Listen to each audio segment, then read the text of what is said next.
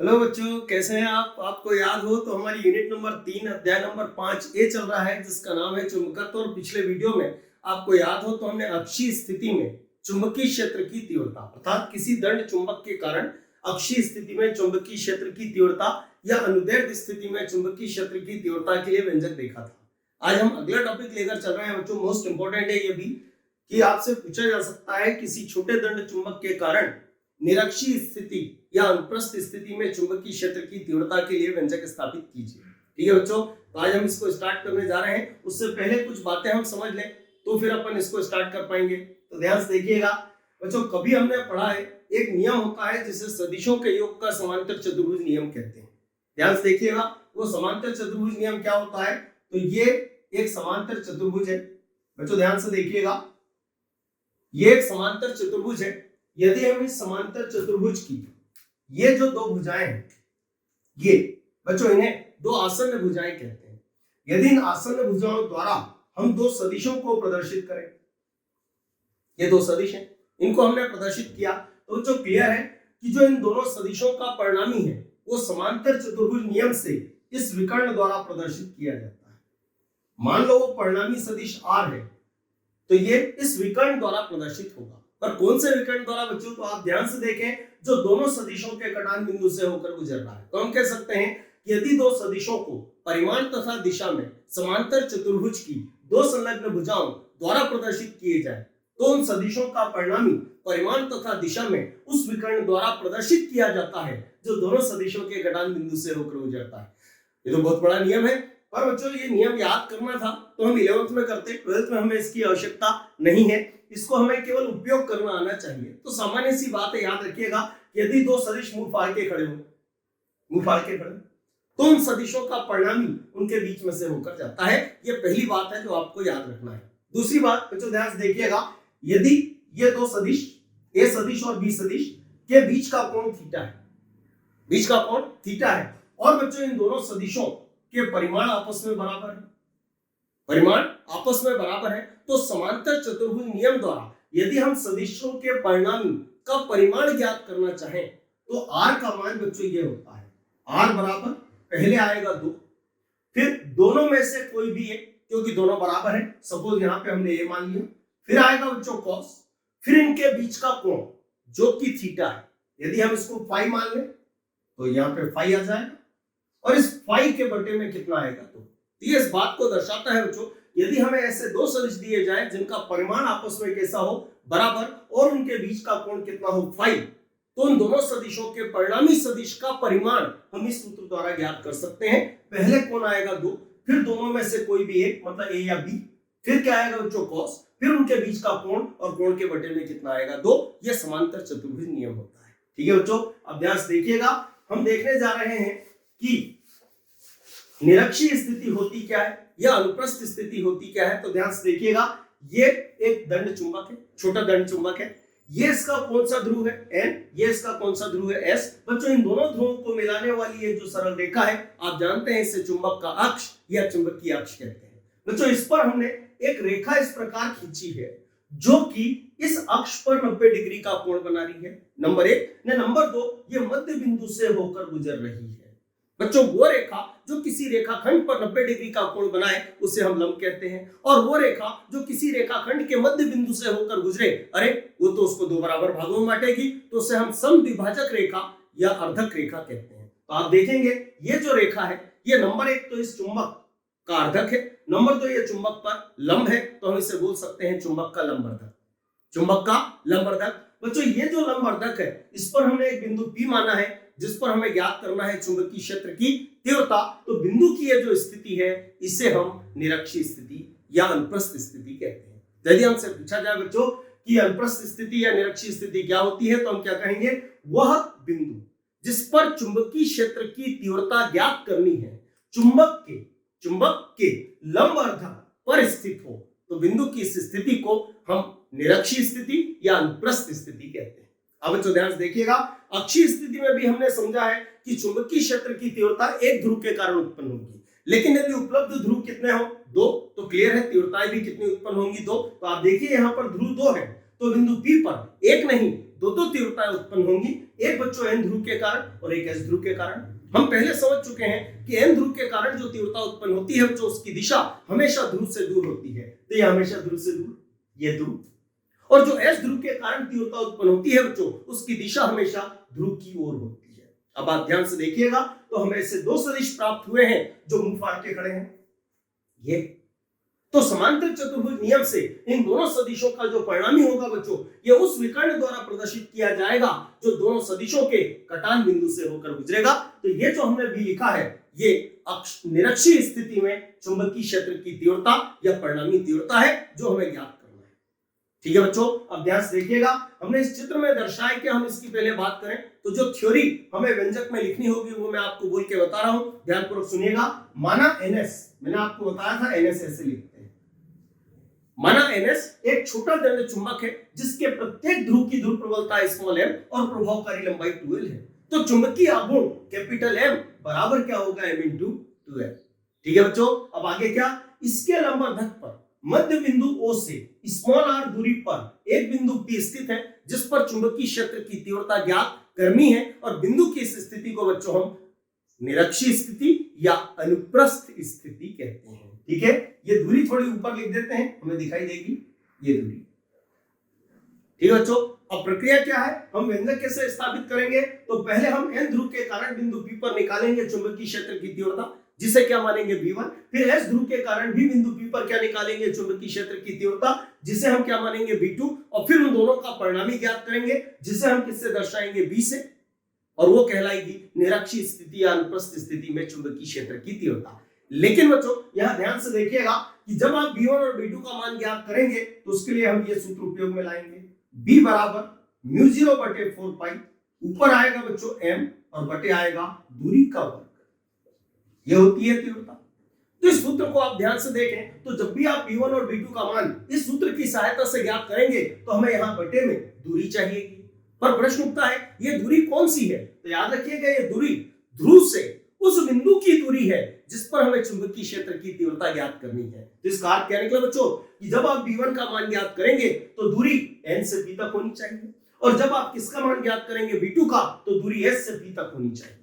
तो समझदारी इसमें है कि पहले हम वो दो दूरियां ज्ञात करें जिनकी जरूरत हमें इसमें पड़ेगी, उसके बाद हम V1 और V2 का मान ज्ञात करेंगे। ठीक है बच्चों, अब ध्यान से देखिएगा इस चित्र में क्या क्या दर्शाया, एक बार फिर हम बोले तो क्या बोलेंगे, माना NS एक छोटा दंड चुंबक है जिसके प्रत्येक ध्रुव की ध्रुव प्रबलता स्मॉल m और प्रभावकारी लंबाई 2l है। तो चुंबकीय आघूर्ण कैपिटल M बराबर m इंटू 2l।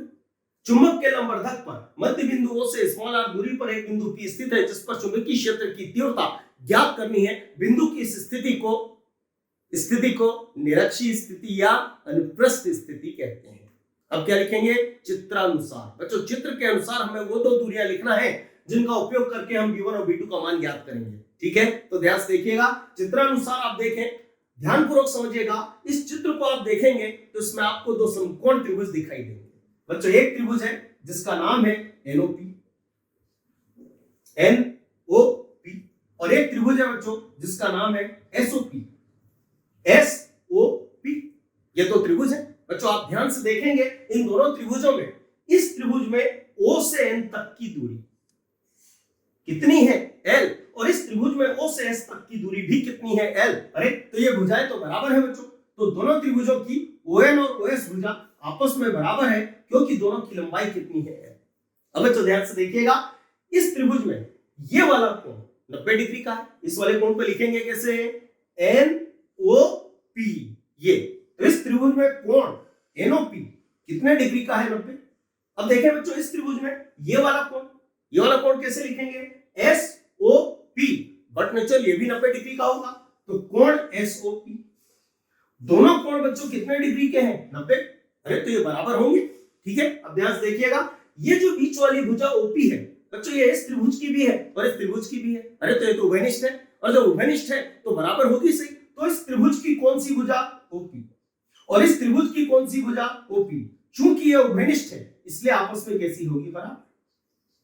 ठीक है बच्चों, अब ध्यान से देखिएगा, यहां कौन बराबर है तो दोनों त्रिभुजों की संगत भुजा, यहां कौन बराबर है तो दोनों त्रिभुजों के संगत कोण, यहां कौन बराबर है तो दोनों त्रिभुजों की संगत भुजा आपस में बराबर है। इसको जरा आप पढ़ें तो ये है भुजा कोण भुजा, तो इसे पढ़ के आपको कुछ याद आएगा बच्चों। 10th में एक प्रमेय थी जिसे हम भुजा कोण भुजा प्रमेय कहते थे, और वो प्रमेय ये कहती है कि यदि दो त्रिभुजों की दो संगत भुजाएं और एक संगत कोण आपस में बराबर हो तो त्रिभुज सर्वांगसम होते हैं। तो ये दोनों त्रिभुज बच्चों कैसे हैं? सर्वांगसम। पर सर्वांगसम से क्या फर्क पड़ रहा है? तो बच्चों सर्वांगसम का अर्थ होता है सर्व अंग समान है, जिनके सभी अंग समान हो उन्हें सर्वांगसम कहते हैं। तो त्रिभुज में अंग क्या होते हैं? ले देखिए, 3 तो भुजाएं होती हैं और 3 कोण होते हैं। तो आप ध्यान से देखिएगा कि ये जो दोनों त्रिभुज हैं, चूंकि ये सर्वांगसम है तो इनकी सभी संगत भुजाएं आपस में बराबर होंगी। बच्चों 2 भुजाएं तो आप पहले ही बराबर बता चुके हैं, तो अब बच्ची एक एक भुजा है जो बराबर होगी, एक तो एनपी और एक क्या है एसपी। ये दोनों भुजाएं भी आपस में कैसी होंगी? बराबर। अरे तो हमें तो यही 2 दूरियां चाहिए, एक एन से पी तक और एक एस से पी तक, और दोनों दूरियां कैसी हैं? बराबर। तो जो क्लियर है, हमें दोनों का मान अलग अलग ज्ञात करने की जरूरत नहीं है। जो एक का मान होगा वही दूसरे का मान कहलाएगा। तो हम क्या लिखेंगे? चित्रानुसार एनपी बराबर क्या हो जाएगा बच्चों? एसपी। बराबर लगा देते हैं। बराबर क्यों लगाया? तो हम दोनों में से किसी एक का मान ज्ञात करेंगे और जो मान आएगा वही दूसरे का मान कहलाएगा। ठीक है बच्चों। तो इससे एक अर्थ और निकलता है बच्चों। इस क्वेश्चन को एक और तरीके से पूछा जा सकता है, ये जो बिंदु P है, इस बिंदु की दोनों ध्रुवों से दूरियां बराबर है और हमें उस पर क्या निकालना है? चुंबकीय क्षेत्र की तीव्रता। तो बच्चों इस क्वेश्चन को यूं भी पूछा जा सकता है कि उस बिंदु पर चुंबकीय क्षेत्र की तीव्रता ज्ञात कीजिए जो चुंबक के दोनों ध्रुवों से बराबर दूरी पर स्थित हो। इसको ऐसा भी पूछा जा सकता है। अब बच्चों हम क्या करने जा रहे हैं? तो हमें ये दोनों दूरियां चाहिए, तो हम कोई एक दूरी का मान ज्ञात कर लेते हैं, वही दोनों दूरियों का मान कहलाएगा। तो ध्यानपूर्वक समझिएगा।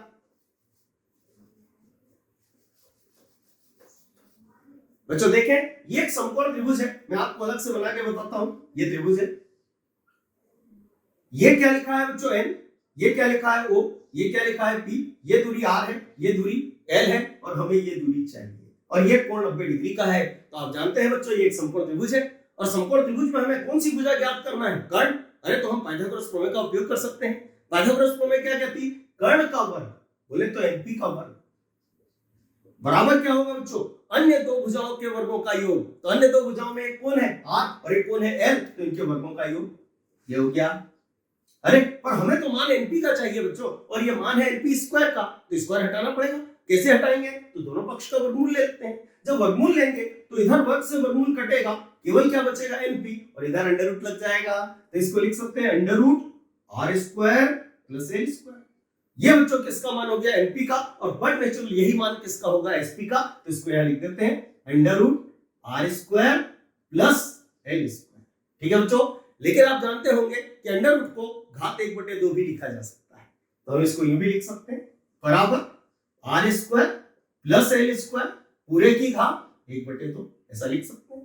अब बच्चों वो दोनों दूरियां हमारे पास उपलब्ध हैं जिनका उपयोग करके हमें v1 और v2 के मान ज्ञात करना है। तो हम सक्षम है कि v1 और v2 के मान ज्ञात कर सकते हैं। ठीक है। तो हम क्या लिखेंगे? अब लिख के कॉमा लगाना है, उस लाइन को छोड़ना है, और आगे क्या लिखेंगे? तो सबसे पहले हमें v1 ज्ञात करना है। अरे तो v1 है क्या? वो लिखना पड़ेगा। तो जो v1 है n ध्रुव के कारण बिंदु P पर चुंबकीय क्षेत्र की तीव्रता। यहां लिखना पड़ेगा n ध्रुव के कारण बिंदु P पर चुंबकीय क्षेत्र की तीव्रता। बच्चों उस तीव्रता को हमने v1 माना। अब देखें मान क्या होगा? तो बच्चों सूत्र होता है, हमने पढ़ा है μ0/4 ऊपर आएगी ध्रुव की ध्रुव प्रबलता जो कि कितनी है? m। बटे में क्या आएगी बच्चों? दूरी कौन सी? तो ध्रुव से बिंदु P तक की। तो ध्रुव कौन सा है? n, और बिंदु कौन है? P। तो दूरी n से P तक की, मतलब np, और np मतलब दूरी, और दूरी का क्या होगा? स्क्वायर। दूरी बच्चों ये है, इसका हम क्या करेंगे? स्क्वायर। तो वर्ग से वर्गमूल कट जाएगा। तो यहां हम क्या लिखेंगे?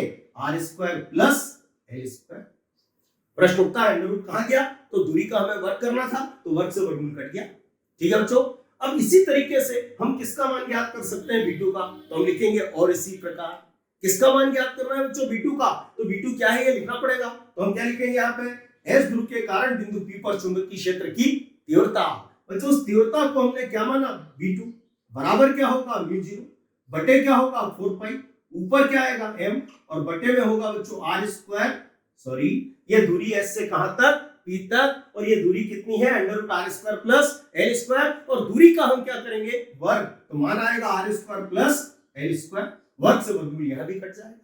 तो आप देखेंगे बच्चों कि हमने v1 और v2 के मान ज्ञात किए हैं। आप ध्यान से देखिए ये दोनों मान आपस में बराबर है, और अभी थोड़ी देर पहले मैंने आपको समझाया था बच्चों, यदि ऐसे दो सदिश दिए जाएं जिनके परिमाण आपस में बराबर हो तो परिणामी तीव्रता मतलब परिणामी सदिश का मान, परिणामी सदिश का परिमाण हम समांतर चतुर्भुज नियम से ज्ञात कर सकते हैं, जिसमें क्या क्या आता है। तो पहले आएगा 2, फिर दोनों में से किसी भी एक का परिमाण, फिर क्या आएगा cos, फिर उनके बीच का कोण और कोण के बटे में कितना आएगा 2। ठीक है बच्चों, तो अब इसका जो शेष पोर्शन है वो हम अगले वीडियो में समझेंगे।